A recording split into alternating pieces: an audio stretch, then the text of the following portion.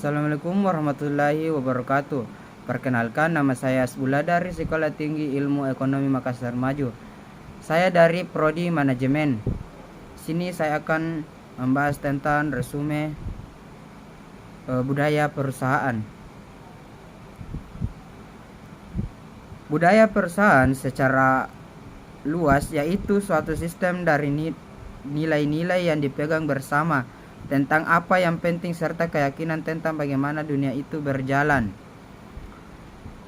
Budaya organisasi yang terbentuk, dikembangkan, diperkuat, atau bahkan diubah memerlukan praktik yang dapat membantu menyatukan nilai budaya anggota dengan nilai budaya organisasi. Praktik tersebut dapat dilakukan melalui induksi,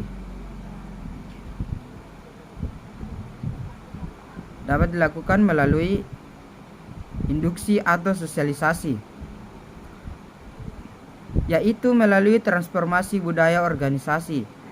Sosialisasi organisasi merupakan serangkaian aktivitas yang secara substansi berdampak kepada penyelesaian aktivitas individual dan keberhasilan organisasi, antara lain komitmen, kepuasan, dan kinerja. Adapun beberapa langkah sosialisasi yang dapat membantu dan mempertahankan budaya organisasi adalah melalui seleksi calon karyawan, penempatan, pendalaman bidang pekerjaan, penilaian kinerja, dan pemberian penghargaan penanaman kesetiaan pada nilai-nilai luhur. Berbagai praktik di atas dapat memperkuat budaya organisasi dan memastikan karyawan yang bekerja sesuai dengan budaya organisasi memberikan imbalan sesuai dukungan yang dilakukan. Adapun teori budaya perusahaan, terdapat 3 asumsi yang mengarahkan pada teori budaya perusahaan, yaitu yang pertama, anggota-anggota organisasi menciptakan dan mempertahankan perasaan yang dimiliki bersama mengenai realitas organisasi yang berakibat pada pemahaman yang lebih baik mengenal nilai-nilai sebuah organisasi. Asumsi yang pertama ini berhubungan dengan pentingnya orang di dalam kehidupan organisasi. Secara khusus, individu saling berbagi dalam menciptakan dan mempertahankan realitas. Yang kedua, penggunaan dan interpretasi simbol sangat penting dalam budaya organisasi. Realitas organisasi juga sebagainya ditentukan oleh simbol-simbol, dan ini merupakan asumsi kedua dari teori ini. Perspektif ini menggarisbawahi penggunaan simbol dalam organisasi. Simbol-simbol mencakup komunikasi verbal dan nonverbal di dalam organisasi. Yang ketiga, ada budaya bervariasi dalam organisasi-organisasi yang berbeda, dan interpretasi tindakan dalam budaya ini juga sangat beragam. Asumsi yang ketiga mengenai teori budaya organisasi berkaitan dengan keberagaman budaya organisasi. Sederhana, budaya organisasi sangat bervariasi, persepsi mengenai tindakan dan aktivitas. Adapun dimensi budaya perusahaan, terdapat banyak dimensi yang membedakan budaya.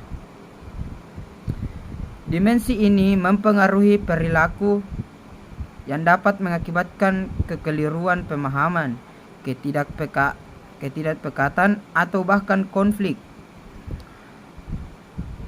Adapun aturan budaya organisasi yang meliputi aturan-aturan perilaku, yaitu bahasa, terminologi, dan ritual yang bisa dipergunakan oleh anggota organisasi. Yang kedua, ada norma. Norma adalah standar perilaku yang menjadi petunjuk bagaimana melakukan sesuatu. Yang ketiga, ada nilai-nilai dominan.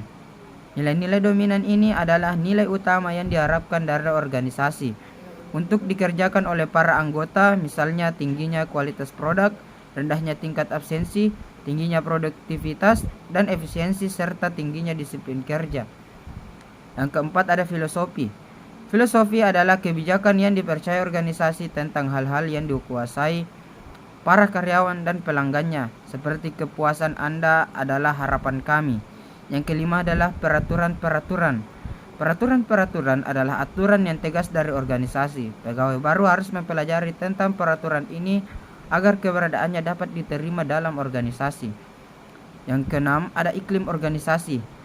Iklim organisasi adalah keseluruhan perasaan yang meliputi hal-hal fisik. Bagaimana para anggota berinteraksi dan bagaimana para anggota organisasi mengendalikan diri dalam berhubungan dengan pelanggan atau pihak luar organisasi.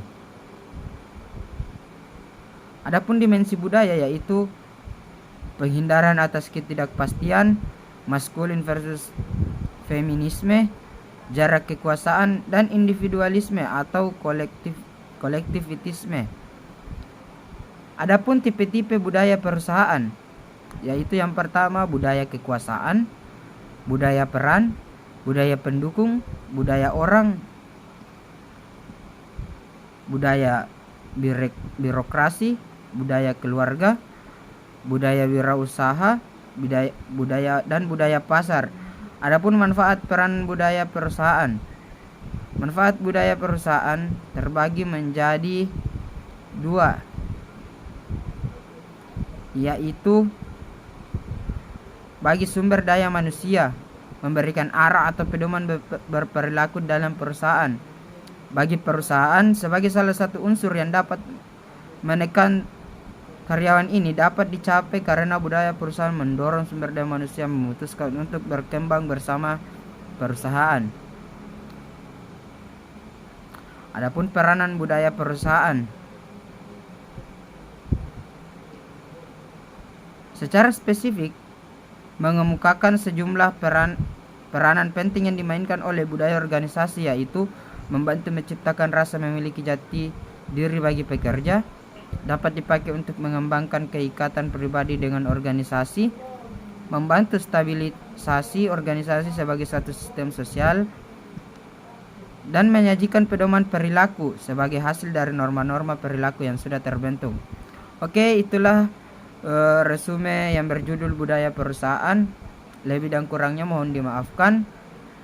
Assalamualaikum warahmatullahi wabarakatuh.